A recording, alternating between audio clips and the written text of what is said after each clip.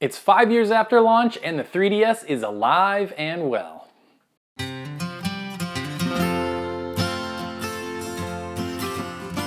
Welcome to the show, everyone. My name is Taylor Hoyt, and today is all about the Nintendo 3DS, one of my absolute favorite consoles of all time, regardless of handheld or home console. And the reason why we're going to talk about the 3DS today is last week, Nintendo had a Nintendo Direct, one of the first in a while, and it was all about the 3DS.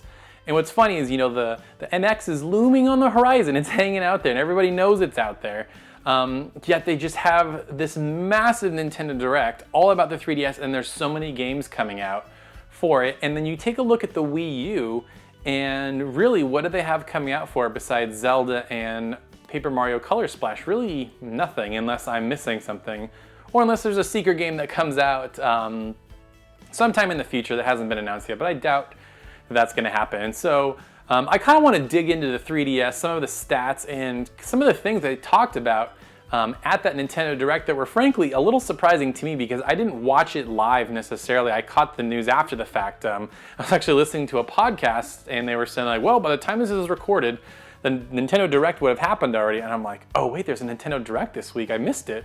First let's start talking about this. The Nintendo 3DS came out in North America in March of 2011. This is, over 5 years ago, about 5.5 years ago. And the Wii U came out in November of 2012. So that's been out almost 4 years. And I feel like way more so. The Nintendo 3DS is healthy and alive, and it's getting way more games. And there are a couple games that I think signify that Nintendo wants to really keep the 3DS going and wants that lifespan to just continue as long as possible until NX comes, because they're coming from Wii U. A lot like what PlayStation did with, from going from Vita to PS4, they ported Gravity Rush and Tearaway Unfolded. Oh my gosh, I had a brain fart there. They ported Gravity Rush and Tearaway Unfolded, or Tearaway from Vita to PS4, and I think probably better for it. I'm a Gravity Rush fanboy, so I platinumed both the Vita and the PS4 version. But Nintendo's been doing this thing where they're downporting games. They're porting games from Wii U, or in some instances from the Wii with Xenoblade Chronicles, down to the 3DS because the install base is so high. So they have Hyrule Warriors that they've downported, and it doesn't really run well on normal 3DS for anybody that's played it. It runs okay on new 3DS since it has the power bump and all that stuff. So if you're looking to buy that game, that's probably the way to go. But then at this Direct, they announced two games that were, two new games that are coming from Wii U to 3DS. And the first was Super Mario Maker is coming to 3DS. And now I think it works great because in a lot of ways, a Wii U is just an expanded 3DS because you have the gamepad might as well be the bottom screen. And then you have your TV, which is the top screen. So 3DS works really well because you can kind of edit it on the bottom screen, put your stylus away, and then keep on playing.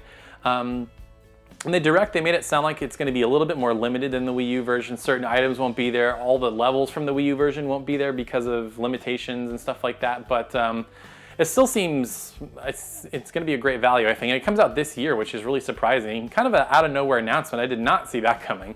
But it should be fun. I think that type of game works well on 3DS.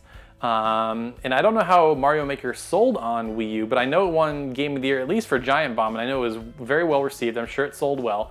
And it'll probably sell even better on 3DS. Yeah, and then the next one was Yoshi's Woolly World. Now that is a game that I think really benefits from stronger hardware because that game is all about that yarn texture and giving it that feel, the yarn feel. And on Wii U, it's got the power, it's got the ability to display those textures in a really nice way, and it really does look like yarn, or wool, I guess, in this case. I'm kind of caught up on Kirby's Epic Yarn. But it works, the platforming and the level design totally works on 3DS. It's basically just a 2D side-scrolling type of game. But then they added these Poochie levels that were, it's kind of a run and jumping type of thing. And that's interesting. For me, I don't know if I've ever mentioned this on the show before, but I'm trying to collect a full 3DS collection, which sounds absolutely insane, I know that. But I've just had so many amazing experiences on the 3DS, and I love just the form factor. I love how it feels in my hand.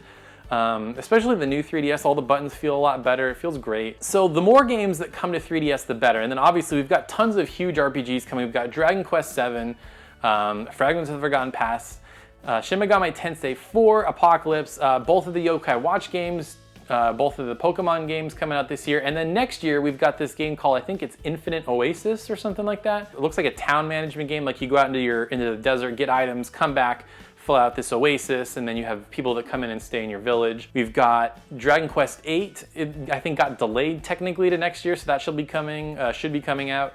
You know, Level 5 is releasing Yokai Watch, or they just released it, I think, in Japan. Forgive me. So that's probably a game that we'll get, considering Nintendo seems really dedicated to bringing those Yokai Watch games. And hey, you know, we got Professor Layton, the Lady Layton game just kind of got announced, you know, a few weeks, maybe it's a month back now at that Level 5 event. So, you know, we probably got another Layton game. So I honestly could see the 3DS having life well into 2018, as crazy as that sounds.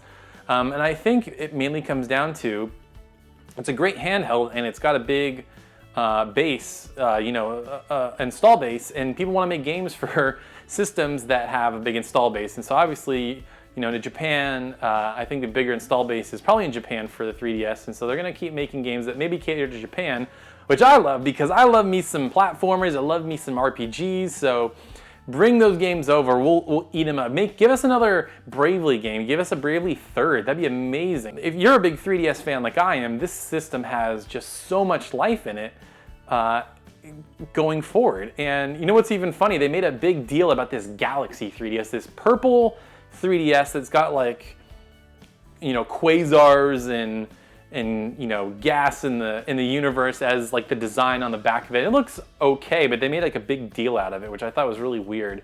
And again, I don't mean to keep naming games, but there's another Mario sports game that's coming out, and you know, I just really, what it comes down to is I think obviously the Wii U was a failure, so they're trying to salvage the good games that were on that system, port them to 3DS, try to make a profit out of it. And people just love it. People must be buying games on that system in droves. I mean, I know I am. Like, there's quite a few games that I plan on picking up for 3DS that are coming out this year. And in fact, right now I'm in the middle of playing, you know, Kirby Planet Robobot. You know, I just was playing that today. It's a fun game, great game. You know, they could just keep churning out Kirby games every 2 years and I'd be happy, you know.